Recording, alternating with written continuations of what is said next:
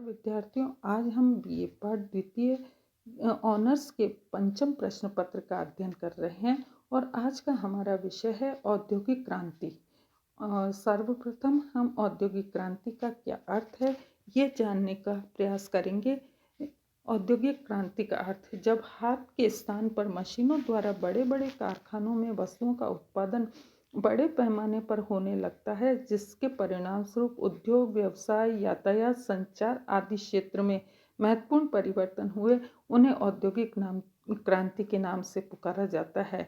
अब घरेलू उत्पादन पद्धति का स्थान कारखाना पद्धति ने ले लिया, जहां बड़े बड़े उद्योगों में बड़े पैमाने पर वस्तुओं का उत्पादन होने लगा। इस प्रकार औद्योगिक जीवन में परिवर्तन इतने बड़े और तीव्र गति से हुए कि उन्हें व्यक्त करने के लिए औद्योगिक क्रांति शब्द का प्रयोग किया जाने लगा। औद्योगिक क्रांति की परिभाषा इतिहासकार डेविस ने इस प्रकार दी है कि औद्योगिक क्रांति का अर्थ स्पष्ट करते हुए लिखा है कि औद्योगिक क्रांति का अभिप्राय उन परिवर्तनों से है जिन्होंने यह संभव कर दिया कि मनुष्य उत्पादन के प्राचीन साधनों को त्याग कर विशाल पैमाने पर विशाल कारखानों में वस्तुओं का उत्पादन कर सके। औद्योगिक क्षेत्र में उत्पादन की पद्धतियों, मात्रा, संगठन में हुए आमूलचूल परिवर्तन को औद्योगिक क्रांति कह सकते हैं। श्रीमती नॉवेल्स ने लिखा है कि औद्योगिक क्रांति शब्द का प्रयोग केवल इसलिए नहीं किया जाता है कि परिवर्तन की प्रक्रिया अत्यंत तीव्र थी, वरन इसलिए किया जाता है कि ये परिवर्तन पूर्णतः मौलिक थे। औद्योगिक क्रांति एक दूसरे से संबद्ध तीन क्षेत्रों में उत्पन्न प्रक्रिया का परिणाम है। ये तीन क्षेत्र है आर्थिक संगठन, तकनीकी और तीसरा है व्यापारिक। औद्योगिक क्रांति का समय 1760 से 1830 माना जाता है और श्रीमती नॉवेल्स ने इसका काल 1770 से 1914 तक माना जाता है। औद्योगिक क्रांति के कारणों में पुनर्जागरण और भौगोलिक खोजें, जनसंख्या में वृद्धि, राष्ट्रीयता की भावना, व्यापार में उन्नति, रहन सहन के स्तर में वृद्धि, फ्रांस की राज्य क्रांति, साम्राज्यवाद की भावना का उदय, लोहे और कोयले की प्रचुर मात्रा में उपलब्धि, मध्यम वर्ग का विकास, शिक्षा का प्रसार और वैज्ञानिक खोजें आदि रही है। औद्योगिक क्रांति के कुछ राजनीतिक कारण भी हैं, जिनमें इंग्लैंड में राजनीतिक स्थिरता और शांति की व्यवस्था, दास प्रथा से मुक्ति, विस्तृत औपनिवेशिक साम्राज्य आदि है।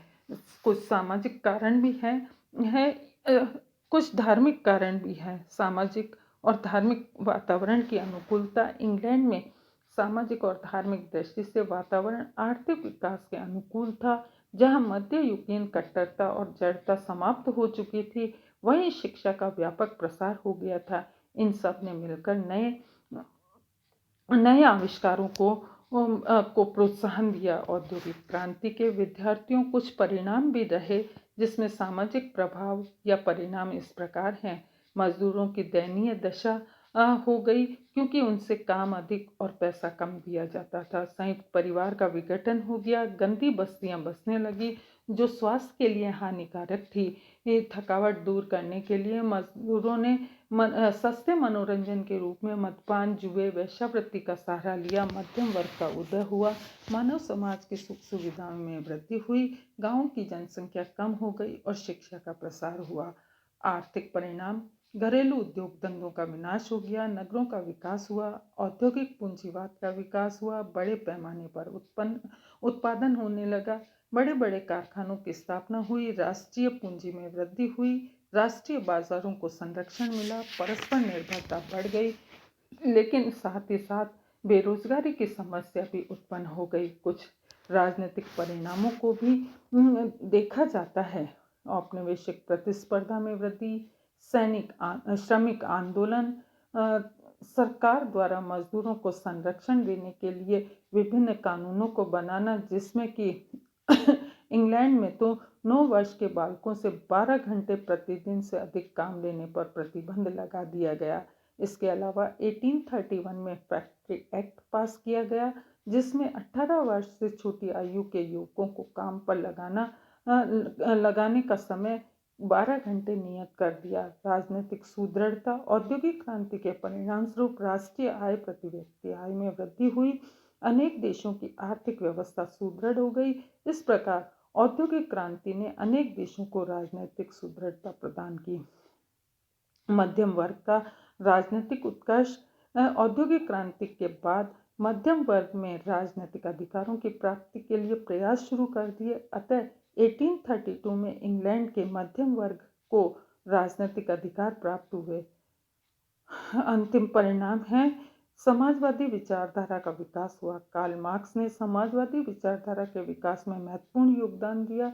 1867 में कार्ल मार्क्स ने दास कैपिटल नामक पुस्तक लिखी, जिसमें उसने अपने सिद्धांतों का प्रतिपादन किया। 1864 में कार्ल मार्क्स ने अंतर्राष्ट्रीय श्रमिक संघ की स्थापना की, जो प्रथम इंटरनेशनल के नाम से प्रसिद्ध है।